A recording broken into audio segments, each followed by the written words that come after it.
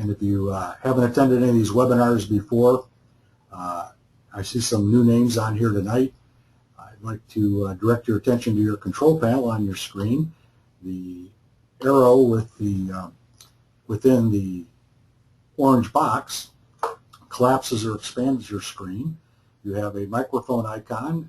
If you are plugged in using your microphone, please mute that unless you want to ask a question or make a comment. You can plug in your microphone and speakers. Better off with a headset, though, if you have that. Or you can use your telephone, and there's your dial-in information there, and it's also on the email message I sent out regarding this webinar. Well, this is a PowerPoint presentation, but even though it's a PowerPoint presentation, there is no sleeping allowed because you get 1 Wings Program knowledge credit for attending, but only if you stay awake. Don't ask me how I know. Seminar sponsors are the FAA Safety Team and the Center for Airmanship Excellence. I'm going to skip over this tonight because we're having a little bit of comm problem, and I don't want to take a lot of time trying to see if we're hooked up at this point, but we'll talk a little bit here in a few minutes. Here's a quick overview of the series, Airmanship 2.0. First one, we looked at who's behind Airmanship 2.0, since this is kind of a new concept in terms of packaging all these airmanship things together. And so we think it's smart for you to know who's telling you all this stuff. We covered that in the first webinar. In the second webinar, we looked at Airmanship 2.0 as it relates to Airmanship 1.0, defined both of those. And then in this webinar, number 3, we're going to talk about your personal Airmanship 2.0 development plan. Next webinar is Airmanship 2.0, what aircraft to fly and how to learn to fly them. And in the final webinar in this series, we're going to talk about why you need Airmanship 2.0 and how you can get it.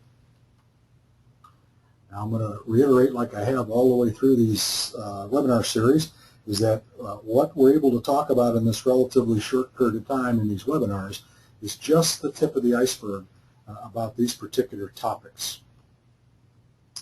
But everything you want to know about Airmanship 2.0, we think, or at least everything that we currently know about it, we put on the airmanshipexcellence.org website. That's the website for the Center for Airmanship Excellence.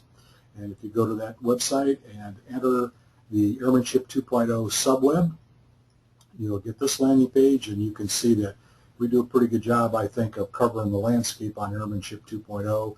We go into a lot more depth on who we are, who's involved. Airmanship 1.0 and 2.0, again, a lot more detail than we were able to cover last time. Tonight we're just going to touch on the current airmanship model, but we have a pretty extensive briefing on the current airmanship model in the subweb. And again, we're going to touch on your airmanship development plan tonight.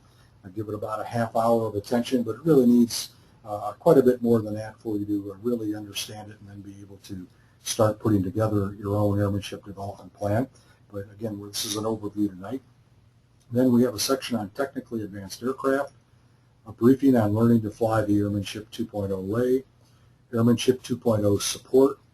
If you've attended any of these webinars, you've heard me say more than once, we believe that you must practice Airmanship 2.0 within some kind of a flight organization that supports Airmanship 2.0. And then we have a complete briefing on why you need Airmanship 2.0, briefing on the Airmanship Development Support Organization Demonstrator, or because it's aviation, we have the acronym ADSOD. And we also have a briefing on flying partners. Those are the folks who go flying with us who aren't necessarily pilots.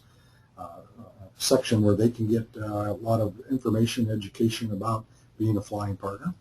And then if at any point that you're looking into Airmanship 2.0, you decide that you want to start practicing it with us, you can apply to do that by hitting the apply button. And of course, at any time, if you want more information that you can find on the website, please feel free to contact us by clicking on the more info button. Do we have any questions or comments at this point? If so, just open up your mic and shout out.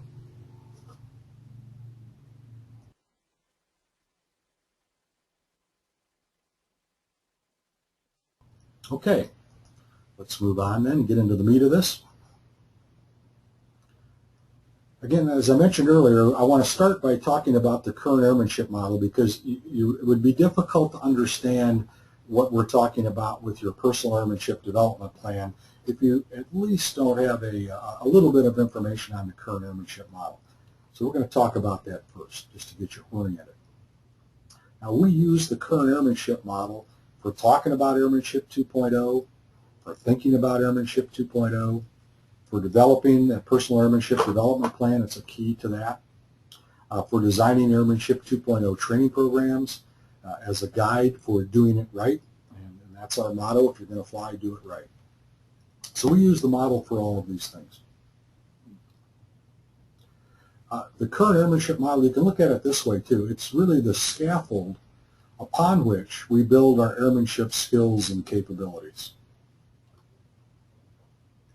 Now, we didn't make up the current airmanship model. That came out of the book Redefining Airmanship by Colonel/Dr. Tony Kern, and we gave it the name the current airmanship model.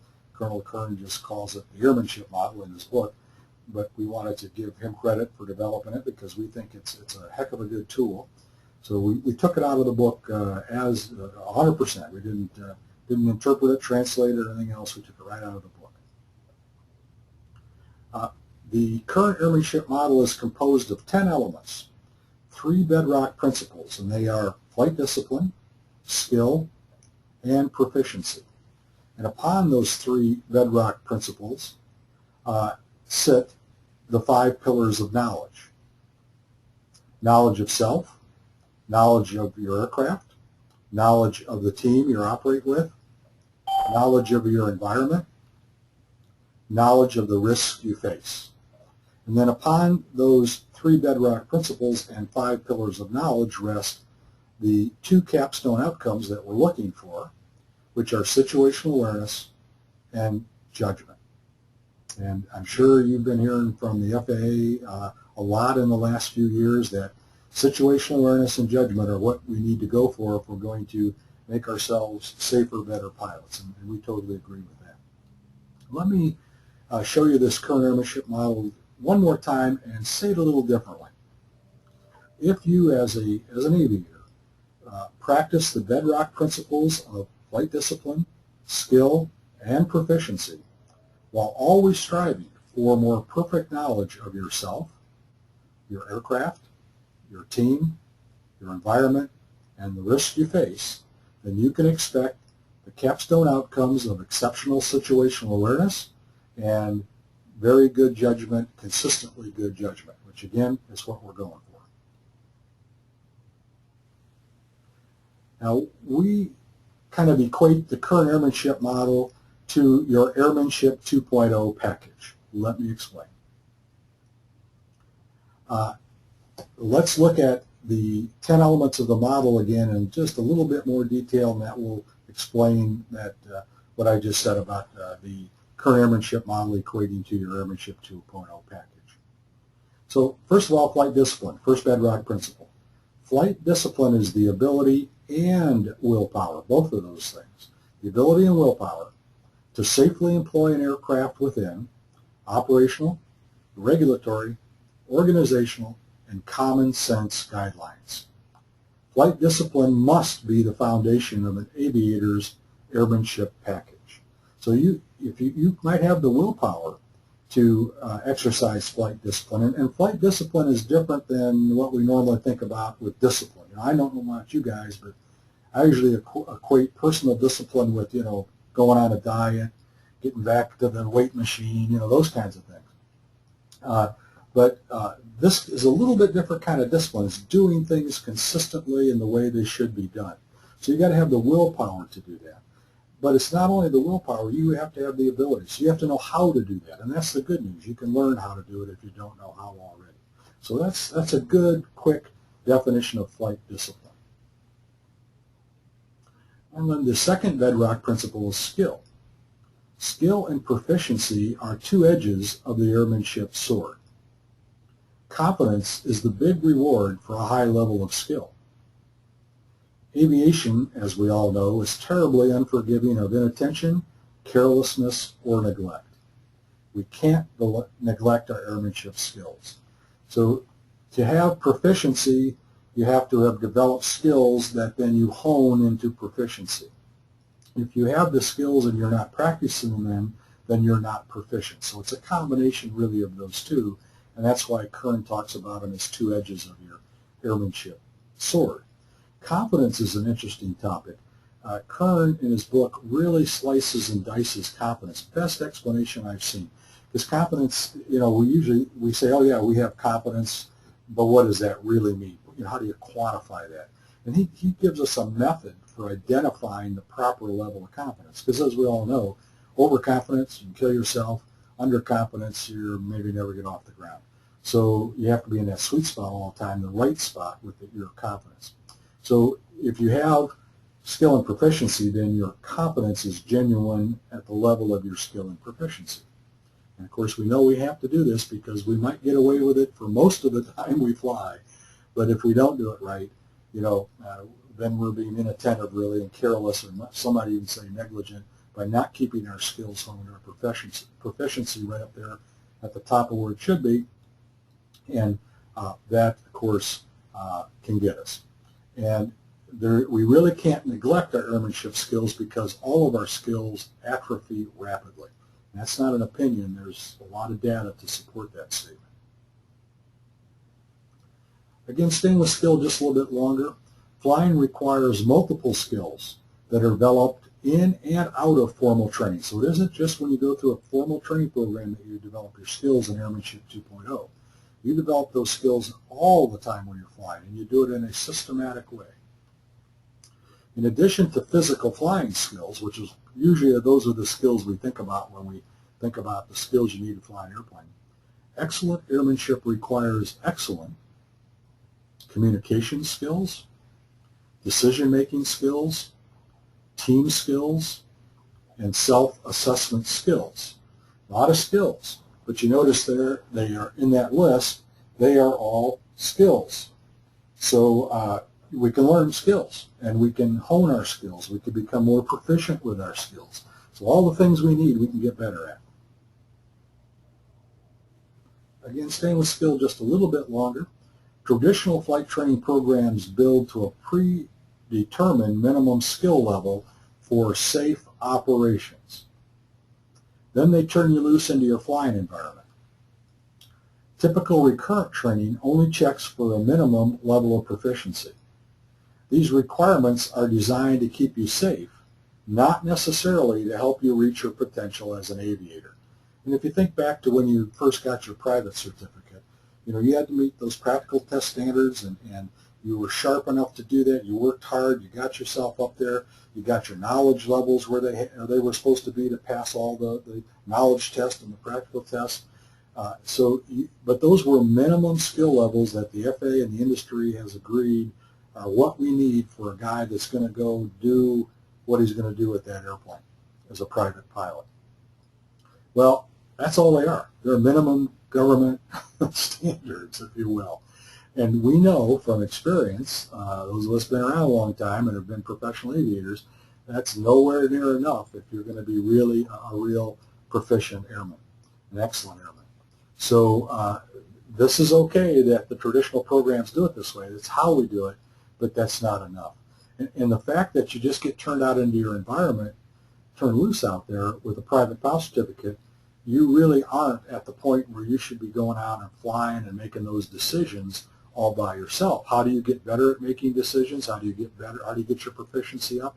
By flying a lot. So the way we've been doing it under Airmanship 1.0 is we've been taking those risks during that period of time that we're getting more experience and getting our proficiency up. But the problem there is as time goes by, our skills deteriorate rapidly, and unless we focus on that and work to bring our skills back up to the practical test standards for, in this case, private pilot, we're not at minimum, even at minimum government standards anymore.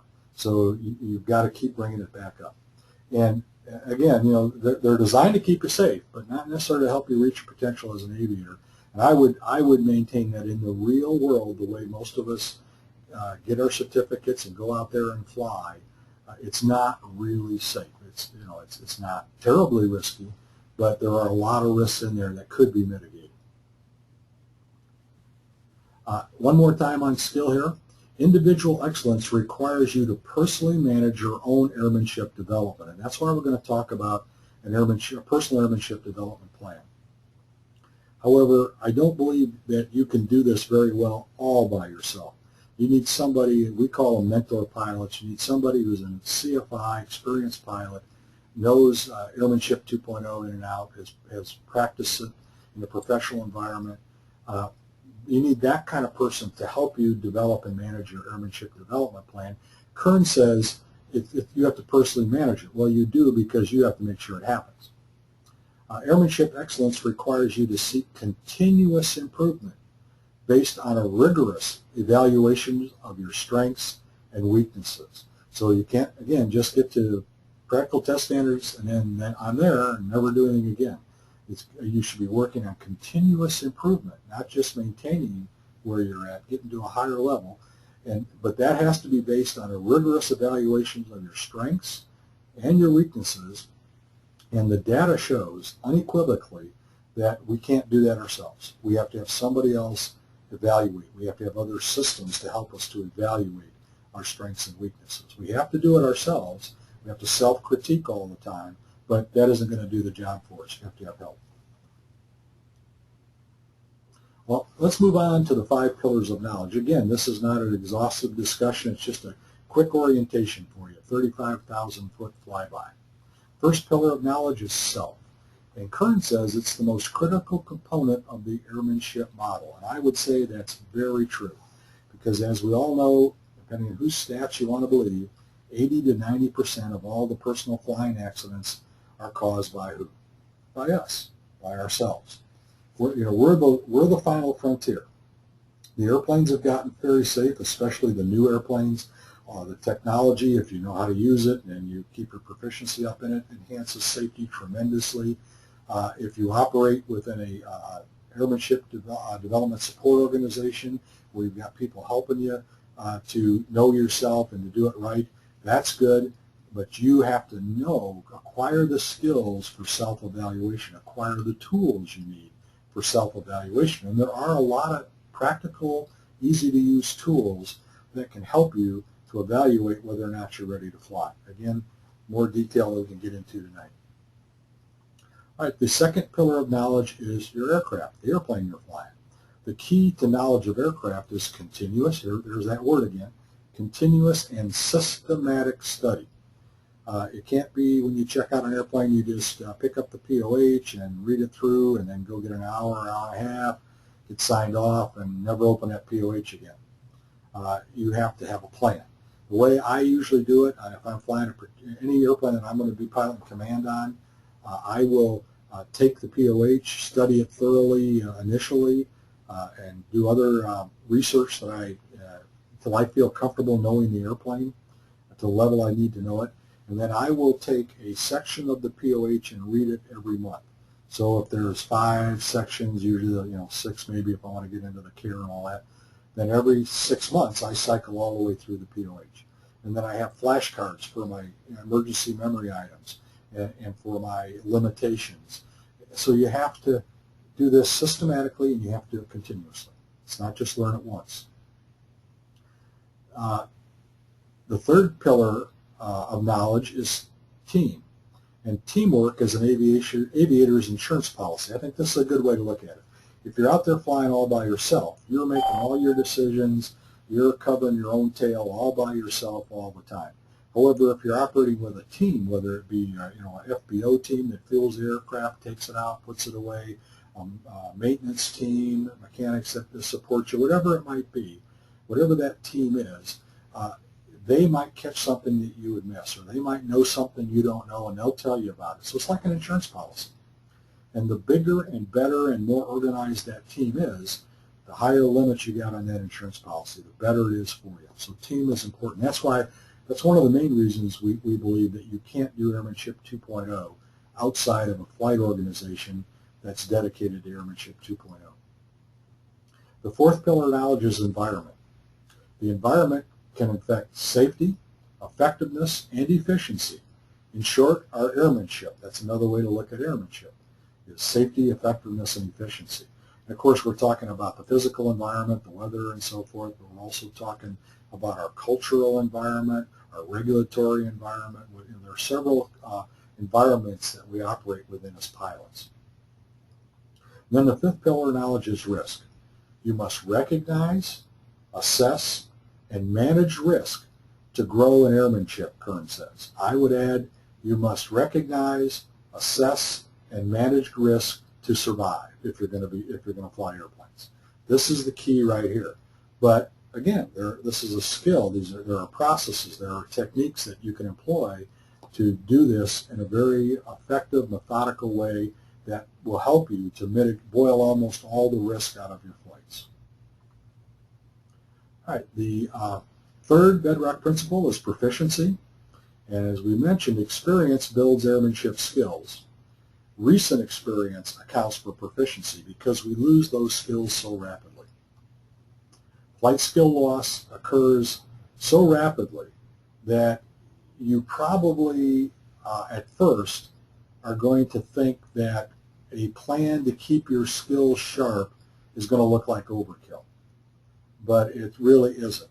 The U.S. Air Force did a study, cited in Redefining Airmanship, that they believe that their aviators reach peak proficiency at 30 hours of flying time a month. Now, I would say that, of course, they have a little bit more challenging mission than we do as personal flyers, so I'm not advocating that we all need 40 hours a month to do the kind of flying we do. But we believe, if you're just going to fly as, let's say, a private pilot and on modest cross countries, day VFR on good days with some support, that you're going to have to fly a minimum of 4 hours a month. And then you won't be proficient to tackle strong crosswinds and several different conditions that you'd have to avoid because your proficiency and the skills required to handle those situations have deteriorated, only flying 4 hours a month. But that's our hypothesis at this point because nobody's checked this down at this level of flying yet. All we have is that benchmark with the Air Force at 30 hours a month. Now, I can tell you, when I started flying for United Airlines in 1968, when the industry was still regulated, we flew about 45 hard hours a month, actual loggable hours a month. And I felt all the time that I was at the top of my game. I think most of the other guys did too. Then they started, after deregulation, started pushing us out to higher and higher hours. And before I left United in early retirement in 1990, we were up to, as I recall, 85 hours a month, so almost twice as many hours a month. And I was into apathy, I was into complacency, I was into fatigue. That's too much flying. You're beyond your peak proficiency. And again, that's been well documented. It's not a theory. So it's somewhere, for us, we think it's at least 4 hours for that kind of flying. If you're going to go out and fly IFR, going to fly at night, it's more hours a month, to keep your proficiency up, or frequent recurrent training. And of course, we all know just because it's legal doesn't mean it's safe. And the two examples I always like to cite here are the 3 takeoffs and landings in 90 days. Well, that'll work if it's a nice calm day when you go out there on the 89th day to fly. But if it's a gusty crosswind and you haven't been flying much besides only having those 3 landings in the last 90 days, takeoffs and landings, you aren't really proficient to handle any more than a nice calm day. So it's legal, but not really safe under stiff crosswind or something like that. The other area that's really glaring, in my opinion, is the only requirement we have as personal flyers for quote-unquote recurrent training is once every 2 years when we have to take a flight review, unless we get some other training and so forth. In the meantime, if you get a wings program, if you are participating in the full program with the flight segment too, then you don't have to do this every 2 years. So you're doing it a little more often, but if you're only getting your 3 hours of flight in over that 2-year period, in our opinion, and we think we can say that we at least have a good opinion on this, that's nowhere near enough recurrent training. When I was a pilot for United Airlines, peak of my game, top proficiency back before deregulation, I still had to go to recurrent training every 6 months. airline pilots today go, depends on the airline, 90 days, 6 months, a year, depending how they have it set up. But they're flying almost every day. So for those of us who don't fly hardly at all in relative terms, once every 2 years is really that you can't call that recurrent training. So but it's legal. So there's a couple of great examples of it might be legal, but it's not safe. Now, remember the first capstone outcome we're looking for is situational awareness. And situational awareness is the accurate perception of what is going on both now and in the near future. So this is the FAA Venn diagram, how they illustrate situational awareness. And I like it. I think it's a pretty easy way to grasp it. Situational awareness is that sweet spot where you're right in there with what has happened, what is happening, and what might happen. I mean, you've got all of those going in your consciousness all the time. You're running your procedures and your thinking and your risk analysis all the time, and you're right there in that sweet spot, and that's where you have situational awareness. Again, a skill you can learn. And of course, the ultimate outcome that we're looking for, capstone outcome, is judgment. But understanding and improving judgment requires a solid foundation of airmanship knowledge and a process for study and improvement. And we believe that the current airmanship model is a good way to understand that, to get it all put together, and really that current airmanship model, depending on how well you have filled out each one of those 10 elements of the model, determines what your Airmanship 2.0 package is. But you notice it says here, solid foundation of airmanship knowledge. So that's all of those elements. You have to have a solid foundation in all of these, but you also have airmanship itself. And then you have to have a process for study and improvement. The process that we're going to talk about next is your personal airmanship development plan. So again, just the tip of the iceberg on the current airmanship model.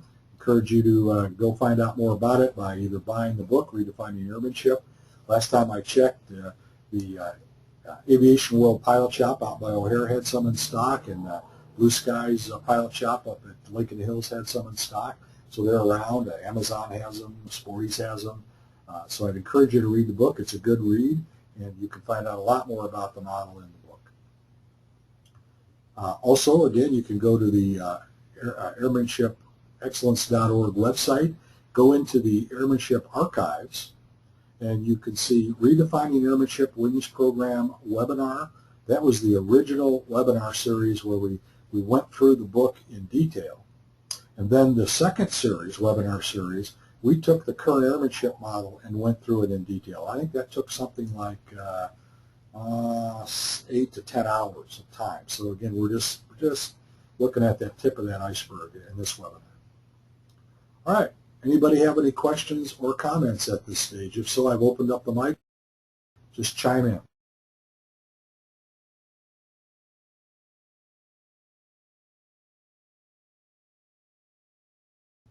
Okay, if not, we'll move on. So let's get down to what we really want to look at in this webinar, your airmanship development plan. Now, why do you need an airmanship development plan, you might ask? And here's my answers. To make you a better, safer airman.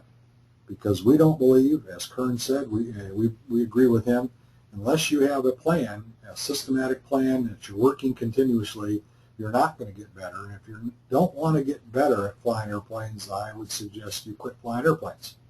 And by wanting to get better and working to get better, getting better, you're going to become a much safer airman. Much, much safer airman.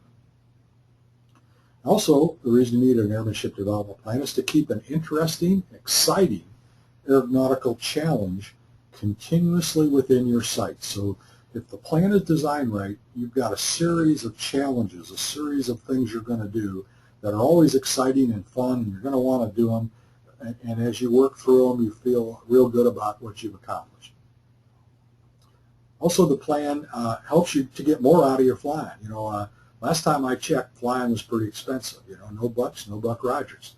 Only way you can get around paying to fly, really is to go out and pay a whole lot and get all your professional certificates and then go work a job where you don't make any money for a few years, and then they start paying you some money to fly an airplane. Well, other than that, it costs money. So if you're going to fly, you should do it right, in our opinion, and if you're going to do that, then you will be getting more out of it, more value for your buck. Also, the development plan, the Airmanship development plan, is an essential part of Airmanship 2.0. Remember, we made up this definition of what Airmanship 2.0 is, although we did not make up the elements of it. And we believe that Airmanship 2.0, as we define it, if you're going to practice it, you must have an Airmanship development plan. All right, so by now I've got you pretty well convinced. You say, hey, that's a good idea, but how do I get one of those things? How do I get an Airmanship development plan? Well, it starts, at least the way we do it. Now, there are other ways this could be done, and in fact, Kern lays out some ideas in redefining airmanship. So, this isn't real rocket science, but of course, the more experience you have as a professional pilot, as a personal flyer, as an instructor, as a mentor pilot, as a training program developer, the better you can do all this. But it's pretty logical how you set up and run a plan.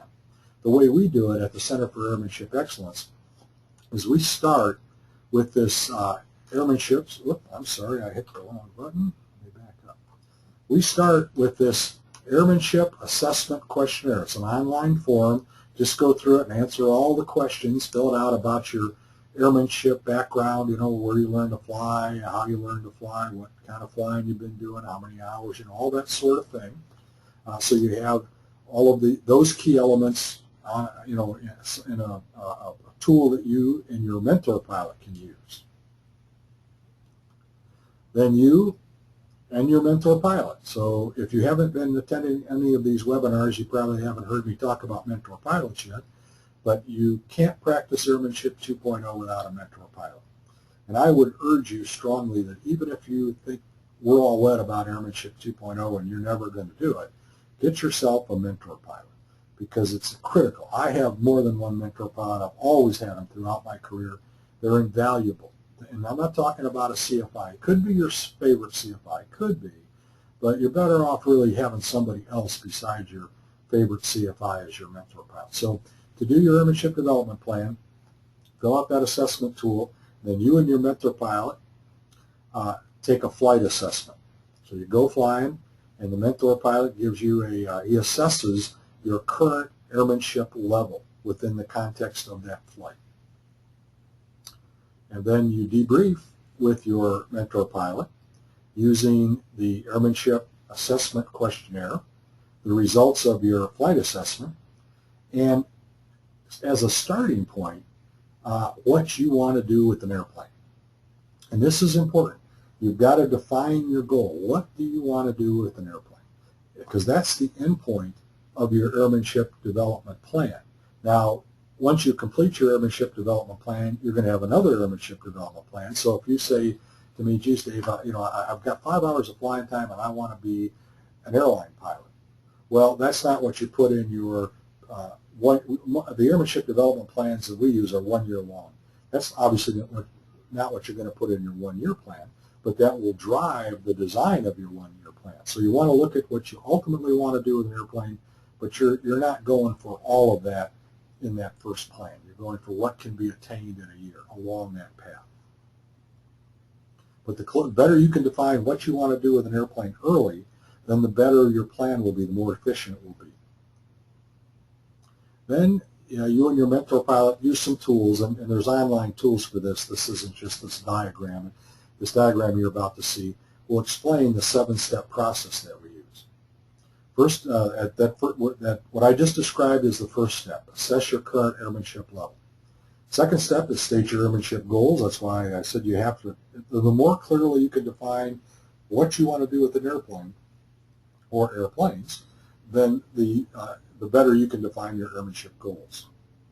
And then you have to define the training requirements that are going to get you to those goals. Now, all that that's not all formal training. Might be none of it formal training, depending on what your goals are. It might be the training that you do while you're flying by yourself or taking passengers along that's guided by your mentor pilot and your training team, which is made up of your mentor pilots, senior instructors, associate instructors, and the training department management. Then once you get those requirements defined, you define and locate resources. So you're probably going to need some airplane, probably going to need some simulator, probably going to need some instructor. Maybe you need to locate, maybe say, let's say you're flying a Cirrus, and part of your airmanship development plan for the coming year is to really get to know that airplane. So you want to go up and tour the Cirrus factory. So there's a resource. You got to figure out how you're going to line that up and so forth. Then you state your specific objectives throughout the year on the timeline. Specific, like in 30 days, I want to have accomplished this part of the plan. Then you lay out the instruction and the training. So you schedule your airplane, you schedule your instructor, the simulator, whatever you need, so that you've got it in a calendar, you've got it in a plan. Then, of course, you conduct the training, again, this formal and informal training. And then you assess your current airmanship level. And did you reach your airmanship goals? Great. Do a new plan with new goals. If you did not reach your airmanship goals specified in your plan, then you redo the plan to reach those goals. So it's a living document. There's nothing to say you can't redo it more than once a year. We're baselining it on you do it once a year with your mentor pilot. But again, it's a living document. But it gives you that systematic, continuous approach to developing your airmanship. And you have to use the current airmanship model as you develop the plan, because what you're looking at doing is you've assessed your airmanship in all of these areas, and so now you're going to, and you set your goals. So now let's just, for illustration purposes, let's say we assess your flight discipline at halfway to where you want to be. So you'll have that plan to help you move it up to where you want to be. So you want to make sure that when you develop your plan, you're taking into account progress in each one of these elements. And even in situational awareness and judgment, these elements result in the capstone outcomes, but there are things you have to learn about these processes you have to use and systems you have to use in these two elements of the model too. And again, I can't emphasize too much, this is not a casual thing. Most of our personal flying training is you're going to get a certificate or a rating, you kind of sign up for it, and you start on it, and then you come out when you can, and that changes and all that. Well, that's life. We understand that, but that's not the way to go about this. You should schedule every one of your lessons, if it's formal training, or every one of your flights, or at least get them within a week block, within a month. Schedule them. Is that schedule going to change? Oh, heck yes, it's going to change. None of us can plan a year out and not have a schedule change. But by simply the virtue of the fact that you have a schedule, you're going to stay on it better. The people who are tracking you and helping you stay on course can help you better if you have a plan, and you have to lay it out on a calendar timeline. So again, this was just the tip of the iceberg on the Airmanship Development Plan. I direct you once again to the airmanshipexcellence.org website and go on into that Airmanship 2.0 subweb to find out a lot more about it. All right, one last chance for questions or comments. I'll give you guys a second while I take a sip of water.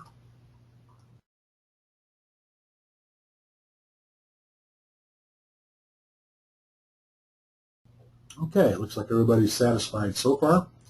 I'd recommend these next steps if you are still interested in pursuing Airmanship 2.0.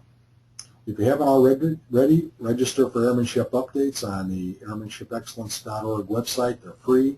They'll keep you in the loop on all the things that are going on with Airmanship 2.0. Register for the rest of the webinars in this series. There's two more.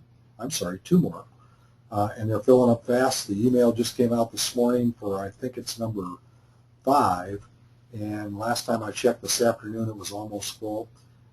you can go to the FAAsafety.gov website and just look at all the webinars available. You don't have to wait for that SPANS announcement, that email to come out. But I encourage you to register early.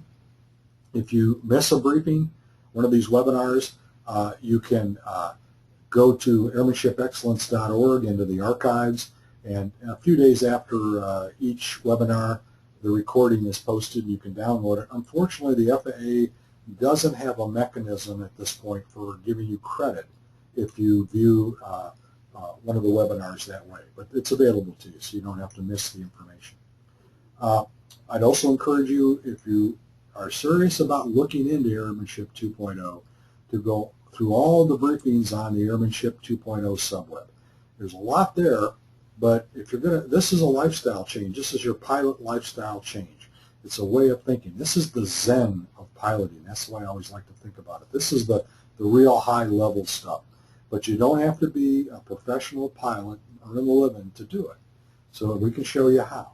But you have to, before you make that commitment, because it's a big commitment, you've got to know everything you need to know about it, and it's all in those briefings. And at any point that you think this is for you, go send in an application. There's no real commitment. We take the applications, and in the application they tell us what you might be interested in doing, like a volunteer for the Center for Airmanship Excellence. There's about 24 of us now doing various things to spread the word about Airmanship 2.0 and develop Airmanship 2.0. You might decide that you want to fly in the Airmanship Development Support Organization demonstrator we're standing up, so you can apply to participate in the ADSOD. If you want to work for us when we stand up the ADSOD, we're taking applications for staff, so you can apply.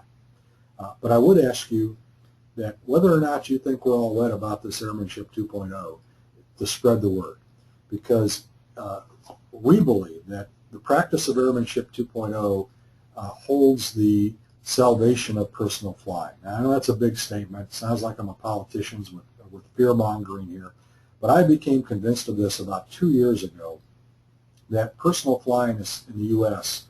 is rapidly going down the chute, rapidly going down the chute. When you look at the dwindling number of pilots, down from 850,000 active in the early 1980s to around 600,000 now. You look at the number of student starts, down from 130-some thousand a year in the early 80s to about 50,000 now, with an 80% dropout rate. When you look at the number of new airplanes being produced as piston singles, down from 20,000 a year to last year under 1,000. You look at the number of hours flown. It was 35 million back in the early 80s a year. Now we're down to about 14 million a year. Average number of hours flown by pilots in the U.S. are down from around 50 a year in the early 80s to about 20 a year now. So if you look at all those vital signs of the personal flying segment of the aviation industry, if you were an investor, you would not put your money into it. It's going down the tubes fast. And as our numbers dwindle rapidly, costs go up. That's just the way it is. And our support services disappear. We're down from 12,000 FBOs, almost every one of which had a flight school and a rental operation back in the early 80s. 12,000 down to under 4,000 now, and hardly any of them have flight schools and rental operations. So, the age of the fleet the average age of the fleet's going up rapidly. So the only way to solve this, we think, is by getting more and more of us, especially new people that want to learn to fly, to come in and practice Airmanship 2.0.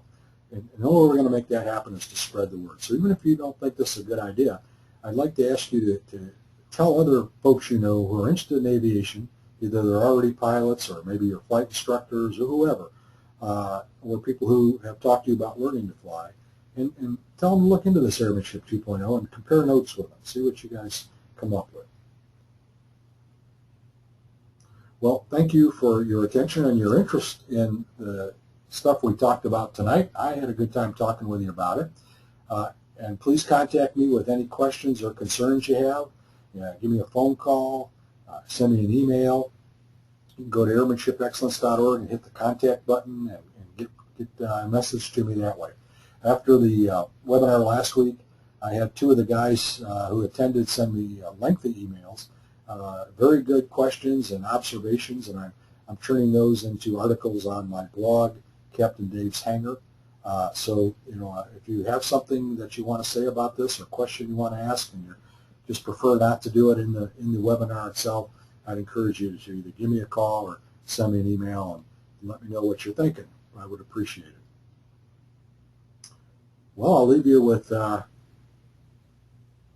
admonition I leave all my students with: fly safely.